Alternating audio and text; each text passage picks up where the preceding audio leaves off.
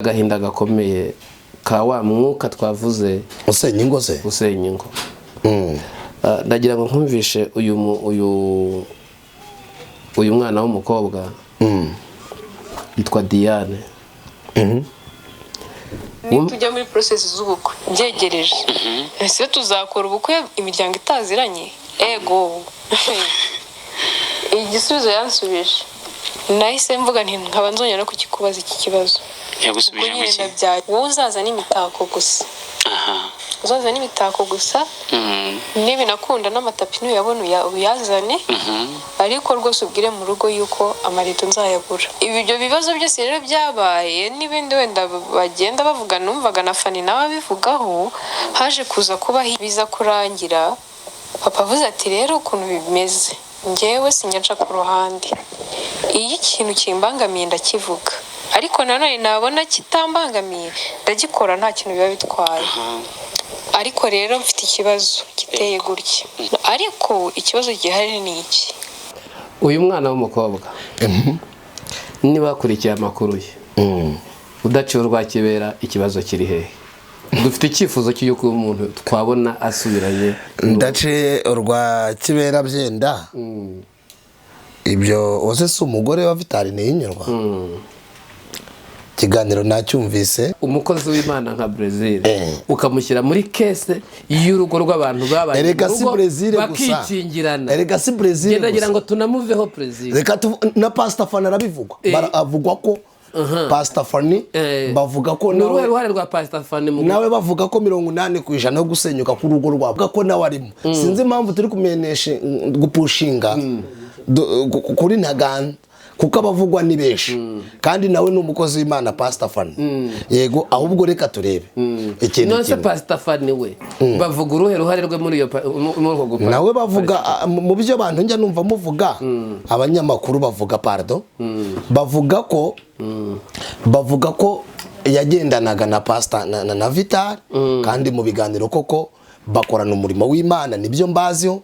Bakorana umurimo w'Imana bakorana ibiganiro. Pastor Fani ni umukozi w'Imana ariko nawe baramuvuga kubera iki yasize mu biganiro aherutse kuvuga nibyo yakoze nabyo rero waruri mu mwuka no kwambabasha. Icyo bapfa ntabwo kiruta icyo bapfana. Yego iyo abantu bateguye kubana baba bubatse isano. Yego kandi ntutekereze ko uri umugabo uzi ko umugore n'umugabo batabana babanamo ntibabana ahubwo babanamo ako kantu keza. Irembo ryera TV, Irembo ryera TV. Tuze nshuti bakunze Irembo ryera tubifuriza umugisha w'Imana aho muherereye. Hari abari mu Rwanda, hari n'abandi bari irigota amasimbi. Mwese turabishimiye cyane. Turabwiye ngo ushobora kandi kuba utameze neza, unaniwe, ufite ibibazo bitari bimwe, yewe hari wakubwiye nabi cyangwa wabonye message mbi ije kuri telefone yawe, ariko turabwiye ngo wihangane ukomere.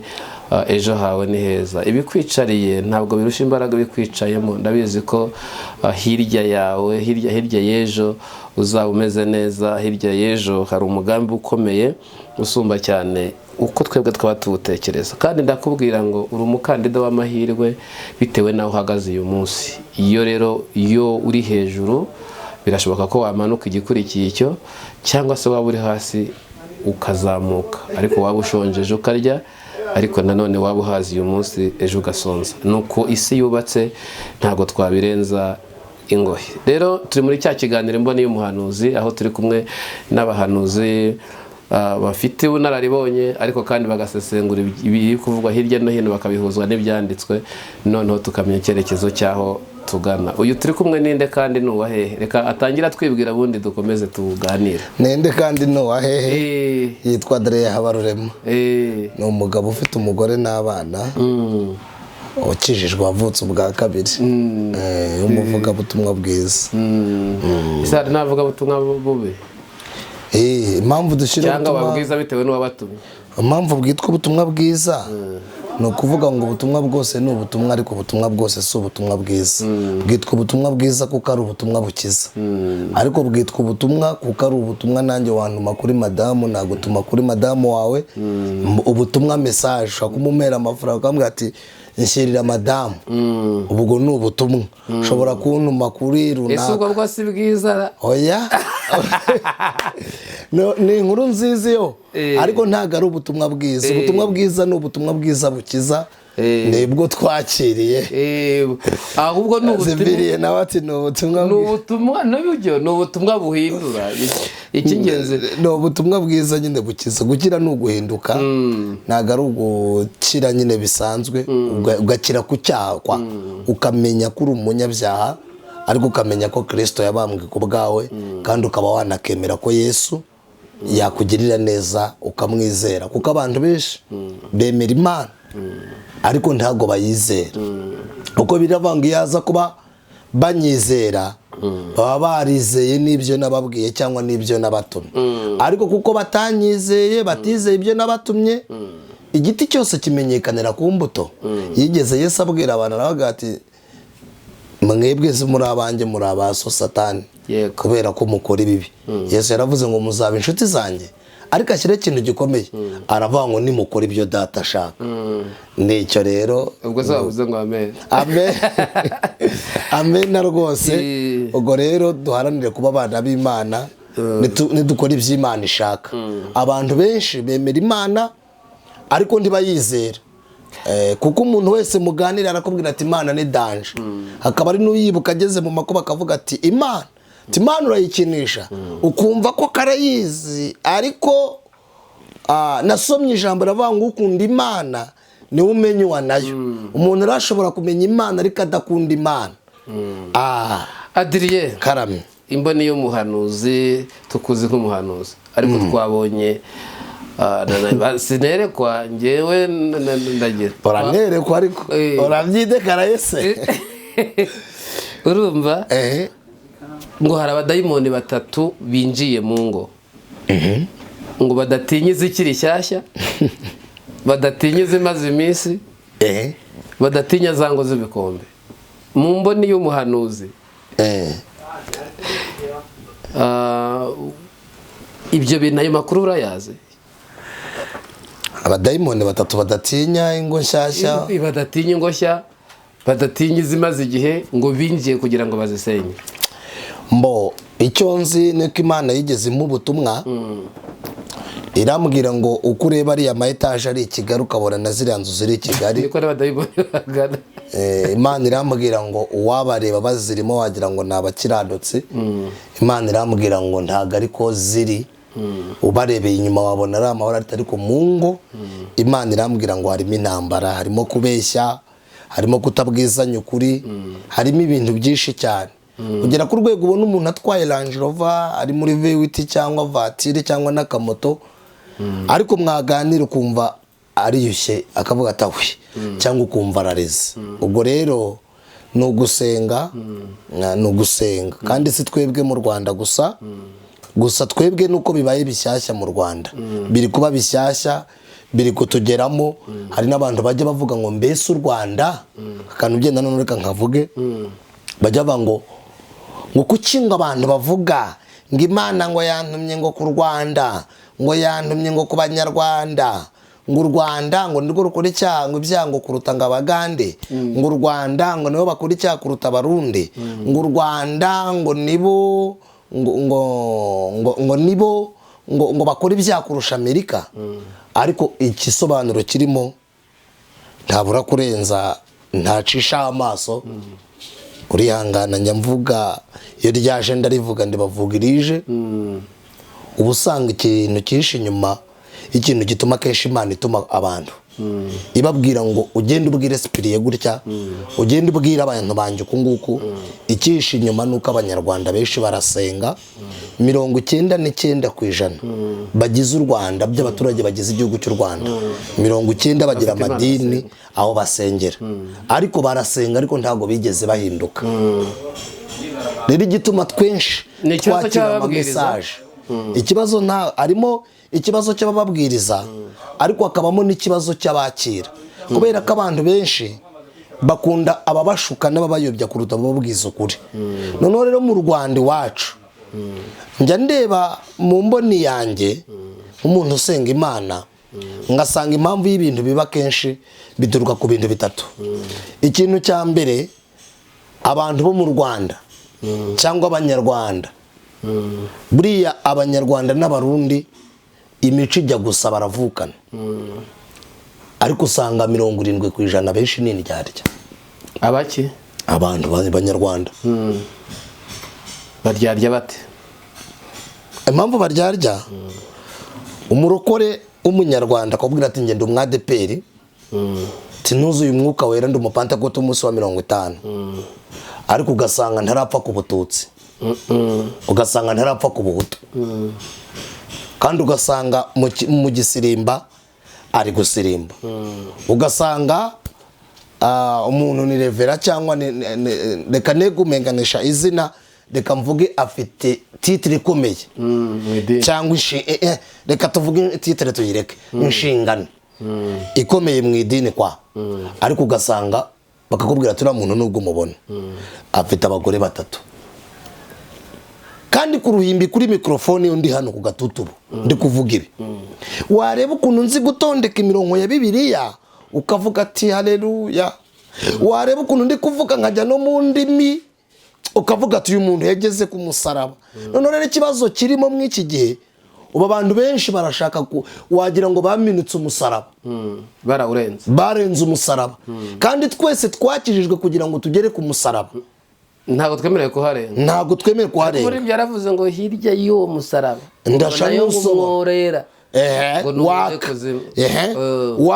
waka mu muriro, ariko aravuga ndatangaye ariko nyamara ngo imbere yaho hari iki, hari umusaraba, hari umuntu uteze amaboko abere kurenga umusaraba. Abantu benshi rero bagerageza kuvuga neza, bakagaragaza mu itangazamakuru, muri public y'abantu bakagaragaza ko ari abera, ariko sipiriye twajya gusanga tugasanga turi muri rya jambo rivuga ngo bavuga ko bazima kandi bakavuga ko bera, ariko twajya mu kwera tugasanga bakana iki, bakana uko kwera.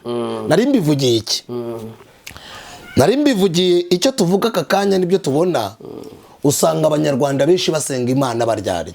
Ikindi cya kabiri nabona kukubwira, turasenga ariko ntago dukundana. Niyo mpamvu usanga turwana ishyaka ry'idini, abandi tukarwana ishyaka ry'abapastoro, abandi tukarwana ishyaka ry'abanyamakuru n'abandi bantu dukunda, ukuri tukakwirenzo tukanga no kukuvuga kubera ikihisha inyuma ya redo aricyo bita inda. Ugasanga rero dusengera ku ibyo bintu, uburyarya, urukundo, kudakundana. Ikindi cya kabiri nabura kukubwira, abantu benshi babeshyera Imana, benshi bavuga mu izina ry'Imana ariko atari Imana yabatumye. Njya mbona abantu, hari n'abonzi shobora kumva tuvuga Imana ikanduma ku bantu ikampa message sipiriye kuko ufite audience, kuko umuntu azwi cyane bwa buhanuzi nabwirije cyangwa cya kiganiro. Hari n'abonzi umuntu mukwana ikiganiro cyaba ari kizima kiryoshye, harimo na message y'Imana, akitonda akagishyira muri ampli kid, ubundi akacyumva, yamara kucyumva akakirikodinga akabirepeta, yarangiza akaza kuri mikrofone ngo Imana yantumye, abeshye.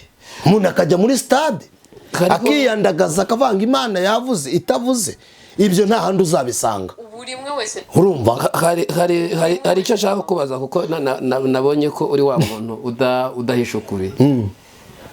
Dufite agahinda gakomeye ka wa mwuka twavuze usenya ingo se, usenya ingo. Ndagira ngo nkumvishe uyu mwana w'umukobwa yitwa Diane. Tujya muri process z'ubukwe byegereje, ese tuzakora ubukwe imiryango itaziranye? Ego igisubizo yansubije, nahise mvuga nti nkaba nzongera kukikubaza iki kibazo. Yagusubije ngo iki?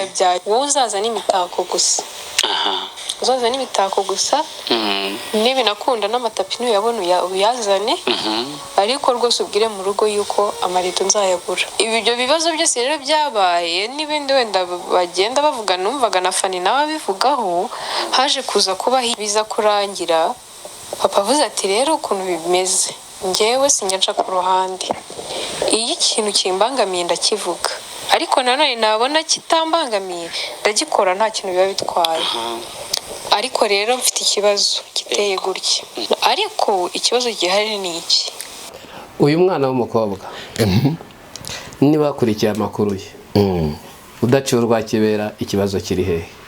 dufite icyifuzo cy'uko umuntu twabona asubiranye ndaciye urwa kibera byenda ibyo wose si umugore wa Vitali n'inyurwa kiganiro nacyumvise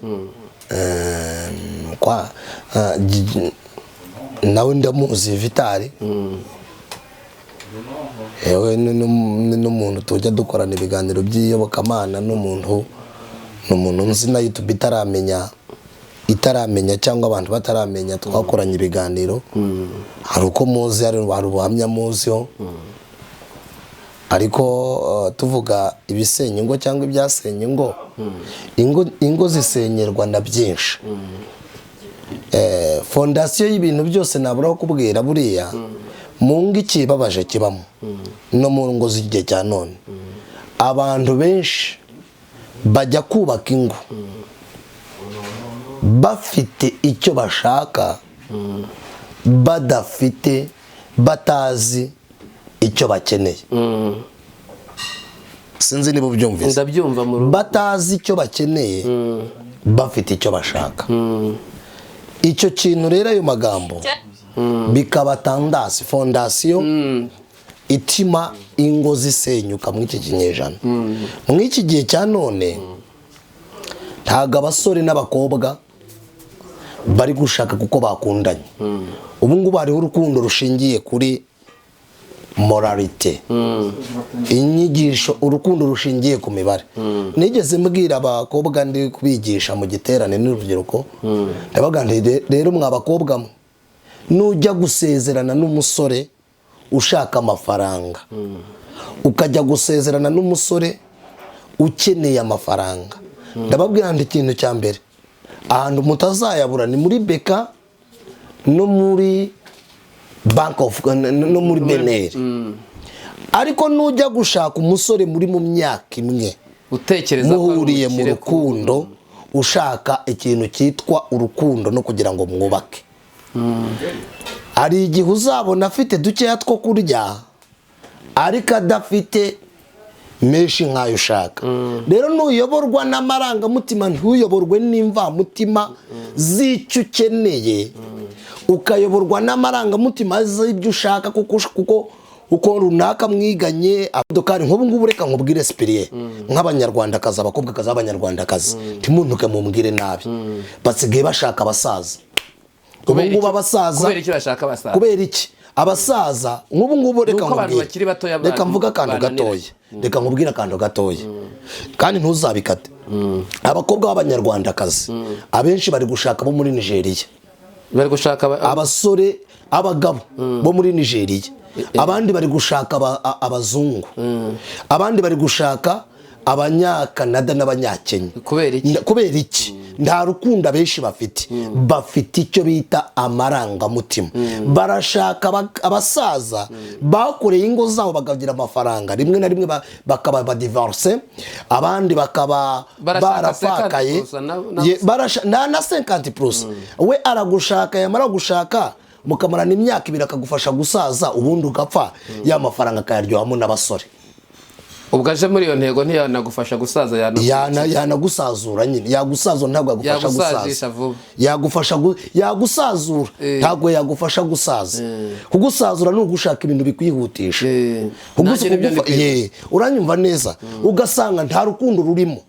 Niyo mpamvu usigaye usanga niyo ushatse umuntu muri mu kigero kimwe, akenshi muri iki kinyejana cya none usanga harimo intambara nyinshi. Nk'ibyo urambajira tese nk'iyo sije ni long story, ni ibintu bimaze iminsi bicacana kuri social medias. Biravugwa se ko wasenye ari nde, yasenye gute, anyway ngende umuvuga butumwa bwiza ariko utanahisha ukuri, ariko ntanahisha ukuri, ariko ibivugwa bavuga ko urugo, bavuga ko harimo ababyeyi, bakavuga ko harimo n'abandi bantu bo hanze, banumvise banashyira mu izina Ntaganzwa Brazil, umuyobozi wa Zaburi nshya, ariko baramubeshyera.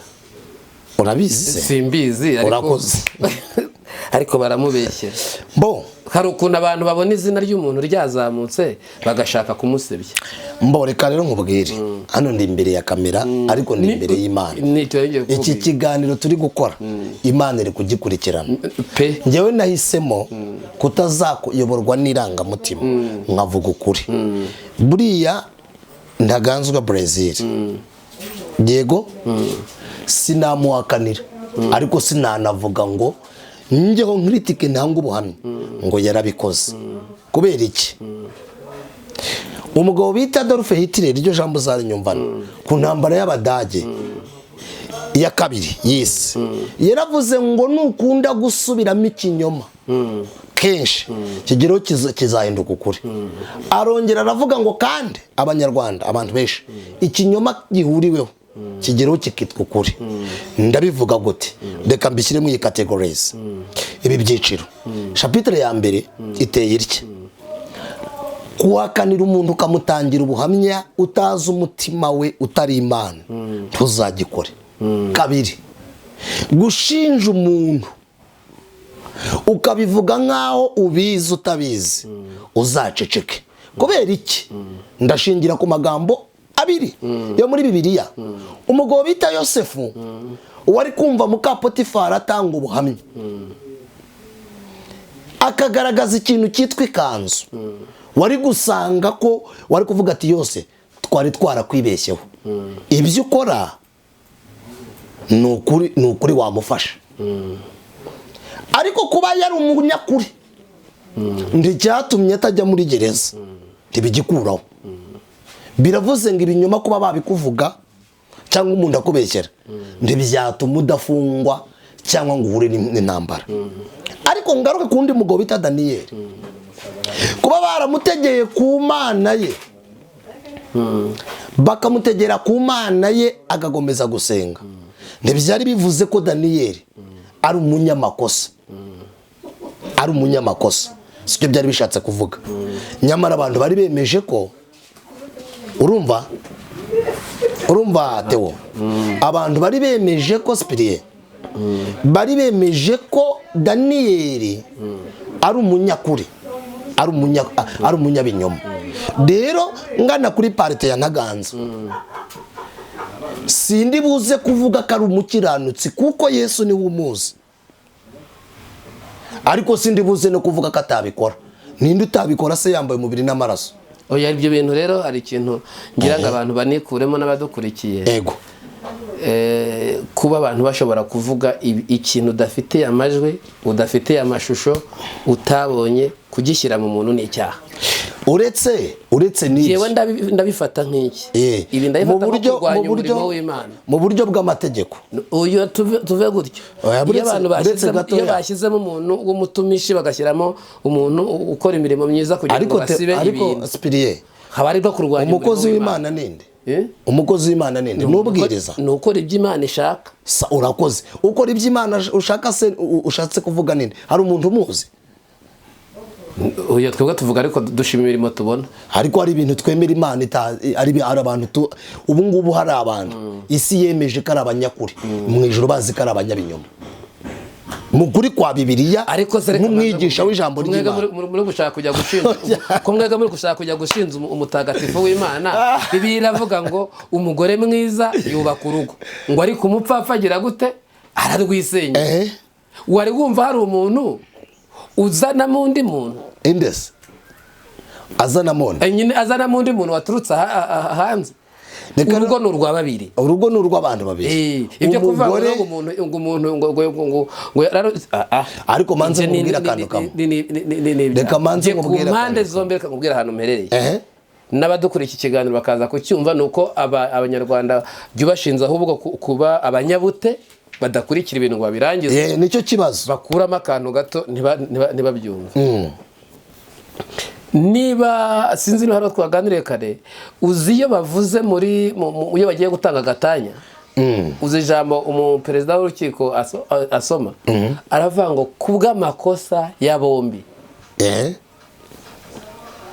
tugiye kubatandukanya bishaka kuvuga iki rero iyo abantu babana ari babiri nta mwere uburimo. none se nanjye nkubaze uretse ko nyine turaganira naho turabigaragaza kuko ibyo uri kuvuga ndabyemera ni trebye ariko ntago biraba trebo ndaje nkore ukuntu biba trebo biraba trebye ni trebye ariko ntago ari trebo icyo nshaka kuvuga mu rukiko wakora ukuri cyangwa wakora ibimenyetso ibimenyetso nibyo bikora isi nta kurigira n'abantu badukurikiranye ndakurikira abantu bakurikirana irembo ryera ni abakristo gusa si abakristo gusa n'abasatani bararikurikira kuko abakoze subscribe bose ntago tuzi ubuhamya bwabo yego n'intego zatumye bakora ni ifura uvuga ibintu ariko ntucokoreze umusubscribe oya ntago mvuga umusubscribe undindira umukirisitu abari abakristo ndavyemera uri kubarinda ariko tuvuze oya hari n'abavumvye ariko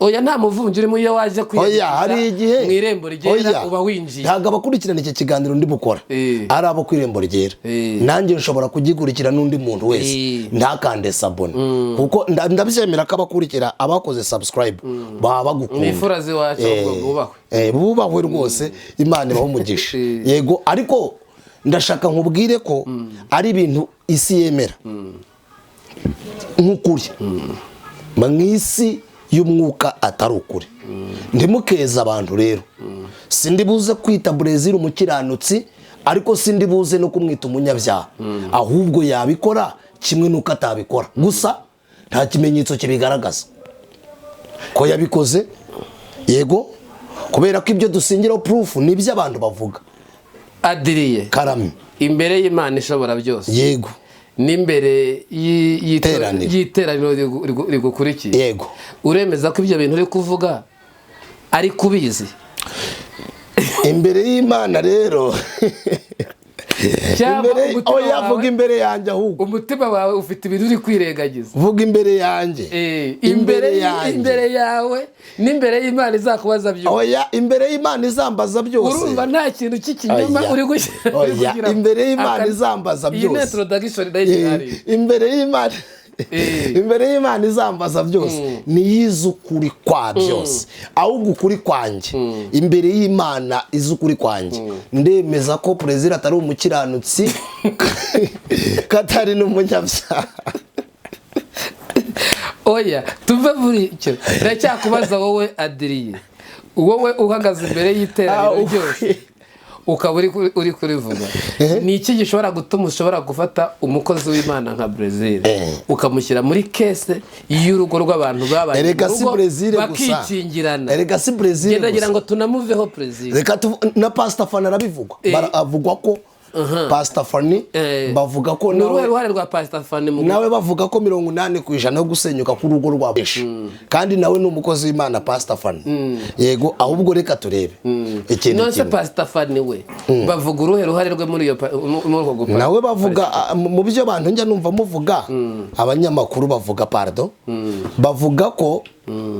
bavuga ko yagendanaga na Pastor na Vital kandi mu biganiro koko bakorana umurimo w'Imana nibyo mbazyo bakorana umurimo w'Imana bakorana ibiganiro Pastor Fani n'umukozi w'Imana ariko nawe baramuvuga kubera iki yasize mu biganiro aherutse kuvuga nibyo yakoze nabyo byatumye nawe bamuzana baravuga ngo nawe ari inyuma yabyo ariko noneho avuga niko bivugwa Pastor Fani we bivugwa bityo uriya ko ari umubyeyi kandi akaba yarabaye hafi y'umwana muramushyira muri iyo kese gute none kuba inshuti bande abantu baramushyiramo ntago ari wowe nari mbaje ngo nige ntago ari wowe baramushyira muri iyo kese gute ijyanye no kuvuga ngo ndabanza mubwire ko yaba Brazil yaba Pastor Fani bose n'abantu saba marayika sinzi impamvu mwigira abantu abamarayika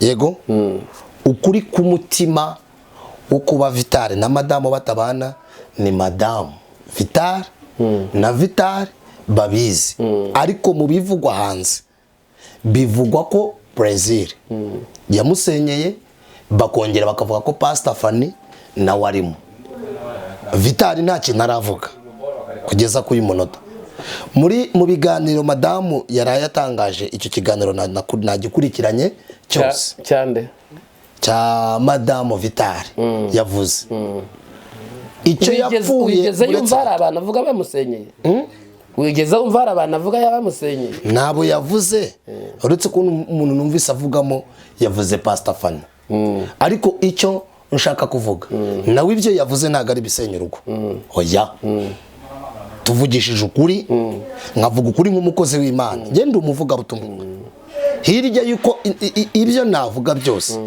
byiseguye ivuga butumwa ikirenze ivuga butumwa nashakira abandi inyungu z'Imana nabambeshye ibintu yavuze ntago ari ibintu byo mu rugo by'ibyo bapfuye yavuze intambara zo mu rugo zo mu bukwe intambara zo mu bukwe ntago yavuze icyo bapfuye kurikira rero tujye tuvuga ukuri tujye tuvuga ukuri none kuko nanjye nahuye na Zerega intambara zo mu bukwe ninde tutaraziye iyo mushoje ubukwe intambara zo oya munaburima huko reka tuvuge iyo mushoje ubukwe intambara z'ubukwe muzisiga muri cyagiye bagukuyeho agatimba izabaye zose murazibagirwa mutangiye ubuzima bushya ariko winjiranye rero bivuze kwibagirwa winjiranye za ntambara wagize mu bukwe ukagera ku rwego uzinjirana mu cyumba cy'iwawe aho turi kumwe uba wajyanye inzika aho turi kumwe none mu byo yavuze Bibiliya ivuga ngo iki nimwiyambura ibibaremerera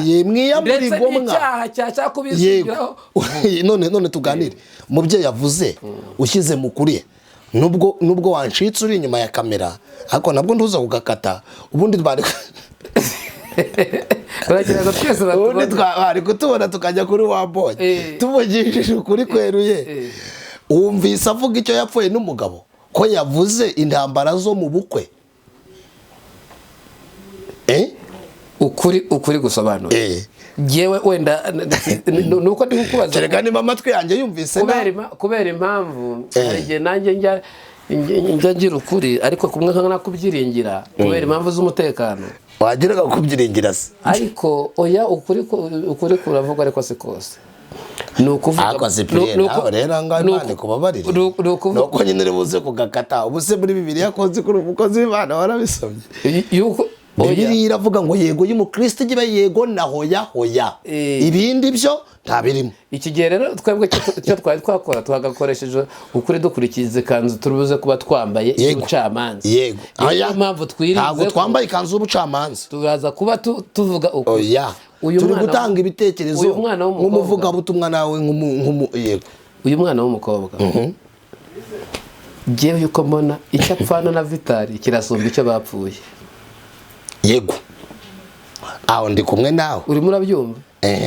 kirasumba icyo bapfuye bose babaye badukurikiye nuko twashaka inzira zoroshye zo kugira ngo aba bantu bahure icya kabiri nuko mu nama dukwiriye kuba dutanga yego dukwiriye kuba tubabwira ko nta muntu ujya ukina akora ubukwe yego kabisa iyo mikino ubu ariko nicyo kibazo ni nacyo nahereye hari ibintu utakina nabyo none Spirie uretse ko nyine akora ubukwe utekereze icyo kintu uvuze ubundi wamemukiye ubundi icyiza hano twari kubivugaho neza ariko ntacyo nabona n'amajwi barayumva kuki nimba ntawukina akora ubukwe mugani kuki ibyacu n'urugo rwacu intambara zacu uzi icyo nge mbona mu buryo bwawe nk'uko ubivuze hagati yabo ya Vita na madamu harimo umwe utari proud yundi ariko dukwiye kubika ariko icyo kintu cyo kuvuga ngo harimo umuntu utari proud sindacyumva impamvu ninde muri bariya uretse gato nkubwira niba baratoranyije Miss reka mvuge facts maze nkubwire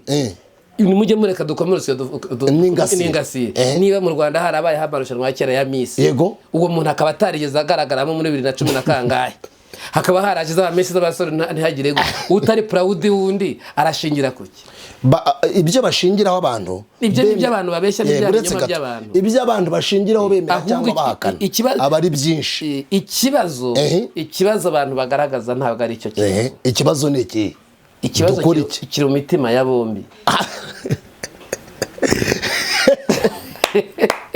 kiri mu mitima ya bombi kiri mu mitima ya bombi nta muntu dukwiye ngo n'uyu ngo yagize ibi ariko twumvise ukuri kwa madamu we ukuri kwa madamu yatanze ibitekerezo ukuri kwa madamu jewe sindakwemera kuko iyo umuntu yavuze ari umwe yitwa umunyakuri yego ni cya kinyoma nakubwiye ubwo rero ubundi ataravuga akaba yicecekeye abantu baceceke batuze ariko reka genda nashimire Vital vraiment akwiye gushimirwa Vital ntakwiriye gushimirwa ntazabigema ariko nyine we tunamugira inama ashobora no kunadutenguha cyangwa ntanadutenguha ariko ziko akoze we kubera umutima afite wo gusubirana n'umugore yego arimo aranga kuzasubirana n'umugore yaragiye mu itangazo yari inyanyagisha kabisa urimo urabyumva ariko rero wari uri mu mwuka nuko bambabaje icyo bapfa ntabwo kiruta icyo bapfana yego iyo abantu bateguye kubana baba bubatse isano yego kandi ntutekereze ko ari amezi 4 ntabwo yararaga yambaye ariko uziko umva suri umugabo uziko umugore n'umugabo batabana babanamo ntibabana ahubwo babanamo ako kantu ni keza babanamo mwana ako kantu noneho nyine umbemo nanjye ubemo ingeso zawe mbike n'izanjye uzibike ibyiza byanjye bibike ntabwo babana njye mbana n'umukozi kaba nabana n'umuvandimwe ariko tubanamo mo noneho rero ikindi nakubwira kimwe mu bintu dukwiriye kuba dutekereza kandi tukaba tumenya nuko Vital Imana mu umugisha yikomereza uyu mujyo ubundi wari ugeze ku ijambo rivate kuba bagiye kubana yanze kuba bashobora kongera gufata ubwambure bw'urugo ni ubwambure kwa ni ubwambure noneho ikindi kandi rega sipiriye buri ibyaye bifurirwa mu gikari nuriya mwana nawe turamugaye ntago tumugaya ya provotse tumujore oya ya provotse kuko impamvu ya provotse reka nkubwire namaranga mutima oya yazize nanone abajyanama yego batari beza yego kuko we ibyo yagombaga gusubiza ntiyagombaga kubisubiriza hariya yego kuko aho yashatse si kuri YouTube siyo yamukoye ibyayireka bifurirwa mu gikari n'uwo bacumuranye yari kuzarindira agategereza akareba ko umugabo avuga ati jyewe ndarambiwe kwihangana ndabisubiza bakanasenga cyane ko ari abakozi b'Imana ariko noneho barangiza aho kugira ngo bajye kuri YouTube bagahura bakaganira kuko ubu ngubu uyu munsi niba hari utuntu tw'utubanga abantu baba baragiye bagira bwo mu rugo ariko utunyanyagije niyo mugiye guhura ahita akubwira ati ni gute uri bubibure bya bintu wari wabi niko kuri ibyo uvuga ariko nubwo byarenze inkombe ntabwo byarenze ijambo ibyaye bifurirwa mu gikari ntabwo Madamu Vital yakagombye gushaka we n'umuryango uretse ko nanone uretse ko nyine tutabivuga uko none se buriya utuvugishije kuri nk'umukozi w'Imana uretse ko abantu none se Madamu Vital we yaje kuri social media umuryango utabizi papa na mama bari batabizi nyine abantu benshi bagira bajyanama reka twe kubashyiramo buri muntu we mushyiramo reka ariko nabwo titwanabakuramo kuko umwana ari wabo ari mu rugo oya se kubera iki ari kugeza ubu ngubu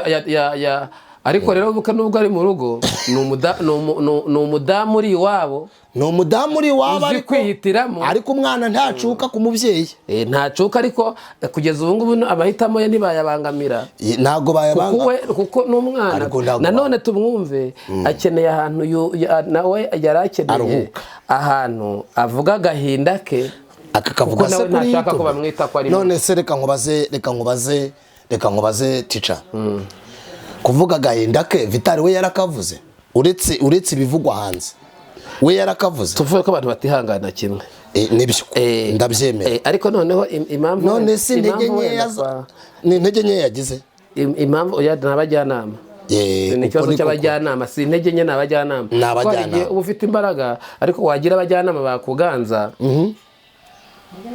bagahita bagira gute bakaguprovoka ugakora ibitari none biri ariko biracyashoboka ko basubirana birashoboka cyane abantu ntibanabyivangamo sinzi impamvu buriya abantu bakwiriye kwivanga mu bintu niyo mpamvu badakwiye no gushyiramo abandi bantu niko kuri buriya Vital na madamu we bafite urufunguzo rw'urugo rwabo. Jewe raga ikintu najya nkunda guhita nemera ngo ngende nemera no kuzana ibintu by'imiryango mu rugo.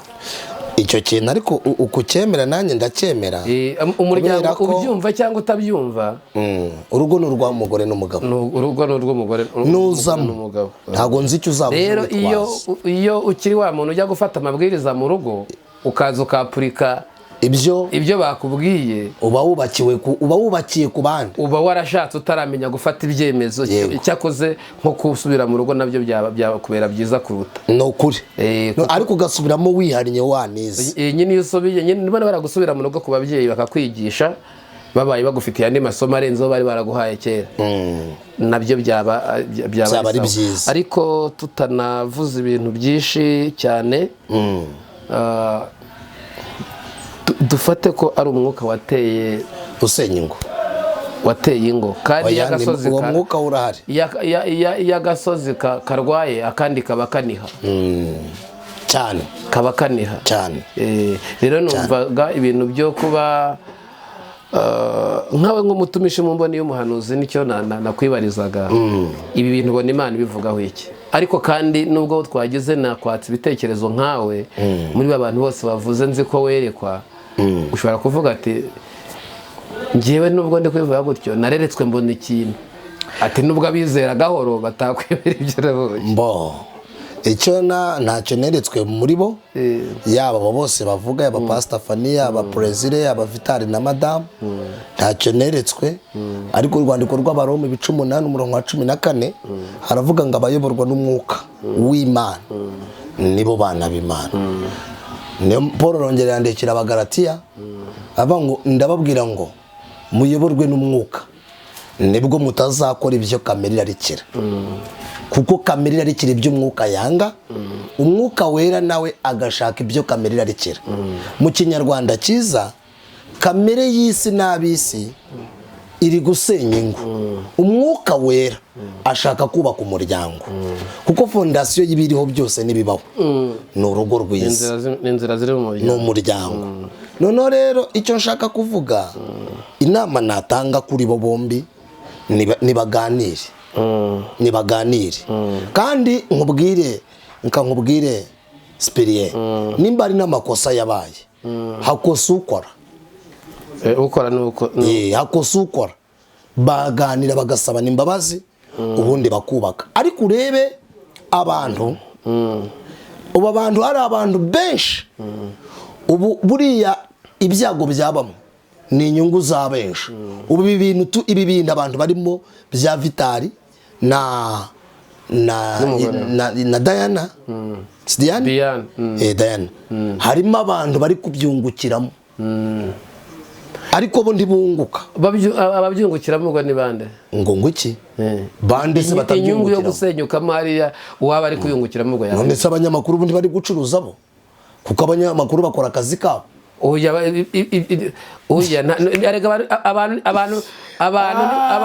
Abanyamakuru mujye mubyihorera. Abantu bavuga ibyo waremye, none se uko batavumbuye iwawe ndese njyewe Nyabarongo yicuyizaniye nuko nyine nta gihari cyo kuvuga, ariko gihari nacyo bavuga. Icyo nshaka kuvuga ntabwo nicyabaye ngo bakibyazemo inyungu, ahubwo bavuze ibiriho. Ndabyemera, nari mvuze ngo ukuri kwa benshi nako ibyago byabamo ni inyungu z'abandi. Reka nkubwire n'abandi bantu babyungukiramo. Ubu birashoboka ko Vitali ari abakobwa n'abagore bamushakaga, baba bazamubona bakavuga ati iyaba rusenyutse reka tumubone. Uranyumva? N'uwo Diane, abasore, umuntu watekereza ko urugo rwasenyuka akabona umwe muri bari, yego yaba yanaro. Icyo nshaka nyine kuvuga, be gutiza umurindi Satani, kuko hanyuma y'ibi haraba kandi umuntu wese buriya ngusobanurire, buriya utubatse umuntu atiyubakiye ntago yakubakira Spirie. Uhuye n'umujyanama wasenya urugo yakubwira ngo tandukana na kanaka, uzi ibanga ry'urugo akabaza icyiza cy'urugo yakubwira ngo ubaka. Urumva? Yakubwira ngo ubaka, urugo ni rwiza, ntago yakwifuriza gusenya. Kuko yakubwira ngo niba binaniranye ihangane ongera ugerageze. wenda tuzongera kuko tunagana na ba mama barakubwira ati ihangane ongera ugerageze, ariko isi ya none siyo yabakera barakubwira ati nimba bikunaniye gerageza uvemo. Niko isi ya none iri kudutegeka. Nyamara Yakobo mu rwandiko rwa Yakobo akavangwa rwihanganira iki ibimugerageza, biravuze ngo ibigeragezo bitaje nta kwihangana, namara kwemerwa azambikwa ikamba ry'ubugingo. Icyo nshaka kuvuga ubu ngubu nubwo abantu bamwe twebwe mu by'ukuri kuzuye ku mutima wanjye nifuza ko bakubaka n'izi nkuru abantu bavuga, buriya nta gahuru nta nduri ivugira ubusa ku musozi. Hari ikihishe inyuma y'aya magambo n'ibi bitekerezo abantu bamaze iminsi batanga, yego kirahari, ariko dukwiriye gukosoza ikibi tukakikosoza icyiza. Ntabwo dukwiye gukosoza ikibi ikindi kibi, kuko ikibi ntikisenya n'icyiza ntikisenya, ahubwo birasobekana. Icyiza kigasenya ikibi, ikibi kikaza kigasenya icyiza. Noneho rero icyiza reka kinesha ikibi, twubake twe gusenya. Ariko nanone ndashima buriya nkubwije ukuri, mu biganiro nabonye abanyamakuru bakora b'umwuga nagiye numva bavuga ngo reka tuvuge ibi kuko ni ibivugwa. Kariya kantu naragakunze, si ibyabo si ibyo bazi, ahubwo ni ibitekerezo n'ibyo twumva ni ibivugwa. Noneho batanga ibitekerezo byabo, amaze kubita inama baravuga ngo twifuza ko byagenda gutya. Ndashimira abantu bahagaze bari mu iki kibu bari kuvuga ibi bintu batabivugishijwe n'amarangamutima. Yewe numva abantu bakwiriye kuba batekereza gusubiranya abantu kurenza kubatandukanya. Nicyo nanjye mvuga. Ndashima rero umuntu wese, yaba umunyamakuru, yaba wakoze iyi nkuru kuva igitangira kugeza n'ubu, akaba yumva basubirana, uwo muntu namushimira. Noneho n'abarokore kangira icyo mbasaba, umuntu ukunda umuryango wese ndamusaba asengere uyu muryango wa Vitali n'uwe ndetse n'indi miryango muri rusange. Kuko mugani wavuze ijambo ravuga ngo umuturanyi nahisha inzu nuko mbitwaye ngewe, uzitegure ko ejo nawe yawe izashye. Umuhanga rero yaza kuzimya umuturanyi yahisheje. Ntabwo ukwiriye kuvuga ngo nimurebe dore inzu yahiye. Nicyo nshaka kuvuga. Iyo agasozi karwaye akandi kaba kaniha. Yego. Nuko sinzi niba ari ikindi wambaza. Ibyo nakubaza byo ni byinshi, ariko mu bujyanama wari urimo utanga, iyo munsi ubaye ese ari ukuba umwunzi no kuba umucamanza wahitamo iki? Ntabwo naba umucamanza, naba umwunzi. Kubera ko kunga ni ikintu cyiza, ariko guca imanza nabwo mbaye umucamanza w'ukuri, kwaba ukuri umucamanza we gusa umucamanza agendera ku bimenyetso, ariko umwunzi we agendera ku bimenyetso ariko agashyiramo n'ibitekerezo, ashyiramo ubumuntu. Ntabwo ashyiramo amategeko, ashyiramo ubumuntu. Yego. None wowe uwaguhuza n'aba bantu bombi wabafasha iki? Uwamuza nabo ikintu nabafasha, nabanza nkumva umwe akavuga karuhuka, nkumva n'undi akavuga karuhuka, narangiza nkababwira ngo ibyo uvuze nibyo yaragukoshereje, nawe ibyo uvuze nibyo yaragukoshereje, nta n'umwe ubeshya undi. Ariko noneho mwaretse mugasabana imbabazi ko mwese nta wera, ko mwese mutari marayika. Nta wera nk'Uwiteka. Yego, ko mwese mutari ba marayika. Noneho mugasibanganya ibyo byose byabababaje n'ibyakubabaje, byabaje madamu Vitali n'ibyabaje Vitali, mwese mukabijugunya mukamera nk'abantu noneho mutangiye muri fiyasaye, mukubaka bushya urukundo rutajegajega, undi muntu atazamena n'amagambo yose atazamena, bagakora igikuta cy'urukundo. Sinzi umuhanzi waririmbye, ariko bavuga ko yaririmbye Sekira, yitwa Gitoko, yaravuze ngo urukundo ntirukonje, urukundo ntirusaze, urukundo ntirukazime, ruhore rwaka.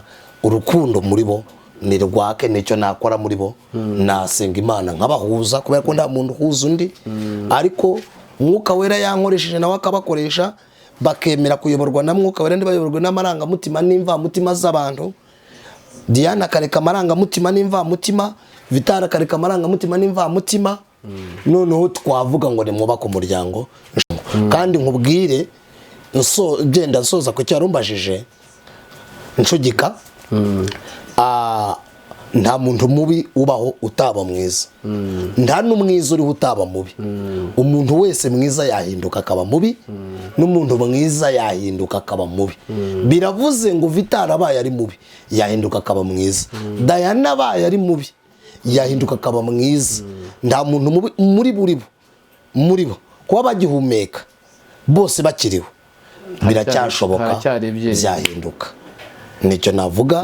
None n'abakozi b'Imana nabo bari kuvugwa, niba nta ruhare barimo bo bari kwiga nyine, ubwo nk'uru rugamba nibwo bari buze kubona inshuti bakabona n'abanzi.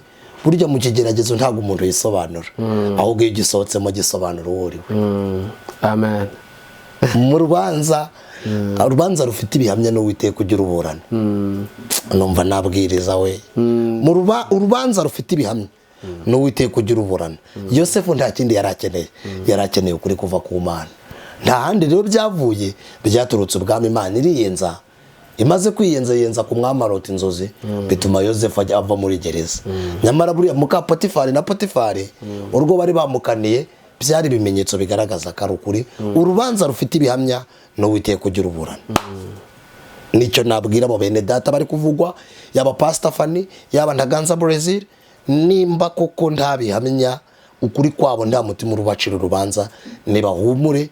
Igihe kijya gicurukura ibintu byacuramye kizabisobanura, kuko mu kigeragezo nta muntu wisobanura, ahubwo iyo usohotse mu kigeragezo uko witwaye nuko cyaje uko wakifashemo igisobanuro wuriwe. Nabwo iyo bitaje ntabwo tugusoma neza, burya dusoma urwandiko rwawe mu gihe uri kugeragezwa. Ubu turi kubasoma bose, turi kubamenya, ubu hari abantu bari kubiga, ariko nababwira ngo umukiza abe hamwe muri bo, umwami Imana basure. Ngaho rero reka tubasabe mu bashyire imbere y'Imana, mu bamurikira Imana, dusoze tubasengera, noneho turebe twizere ko amasengesho yacu twese tuyahurize kuri bariya bana, bazongere bahure babane. Adonai Elohim ni wowe Jehova Rafa, uritangirira ukaba n'iherezo.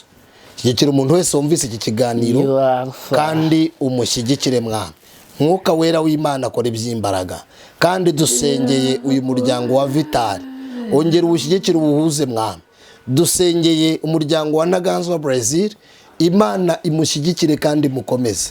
Dusengeye Mwami umuryango wa Pastor Fanny na papa Mwami, ubashyigikire ubarinde bose, ubiyereke, kandi abanyabyaha n'abanyamakosa ubabarire kandi ubasure cyane kugira ngo bihane. Uturinde gutandukira ahubwo tuvuga ibyo ushaka, mu izina rya Kristo, amen. Amen. Amen. Ariko bajye bakurikira Kabeteri TV. Yego. Nyacisha ubutumwa bwiza. Washaka ibiganiro byawe byihariye yajya kuri Beteri TV agakora subscribe, ndetse agashima ibiganiro bihari kuko ni byiza cyane. Murakoze, bye bye.